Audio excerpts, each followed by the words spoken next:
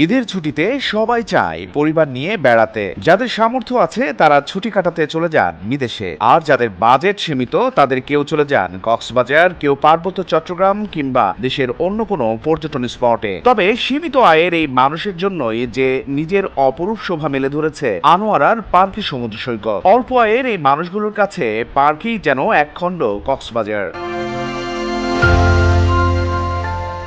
চট্টগ্রামের জনপ্রিয় এক পর্যটন স্পট পার্কি বিচ। এবারের ঈদের ছুটিতে পার্কি সমুদ্র সৈকতে ঢল নেমেছে পর্যটকের। ঈদের লম্বা ছুটিতে মুখরিত এখানকার হোটেল, বিনোদন পার্ক ও রিসোর্ট। বিভিন্ন প্রান্ত থেকে প্রতিদিন এখানে আসছেন হাজার হাজার পর্যটক। সৈকত ঘুরে দেখা গেছে লুসাই পার্ক সহ এখানকার পর্যটন স্পটগুলোতে ভিড় জমিয়েছেন ভ্রমণ পিপাসুরা। পর্যটকদের পদচারণায় মুখর এখানকার বিভিন্ন স্পট। আনোয়ারার আশপাশের বিভিন্ন উপজেলা থেকে ঈদের ছুটি উপভোগ করতে পরিবার নিয়ে আসছেন মানুষ। কেউ অটোরিকশা করে, আবার কেউ আসছেন কার কিংবা মাইক্রোবাস ভাড়া করে, আবার অনেককে দেখা গেল মোটরসাইকেলে আসতে। সৈকত জুড়ে চলছে নাচ গান, বাজছে মাইক।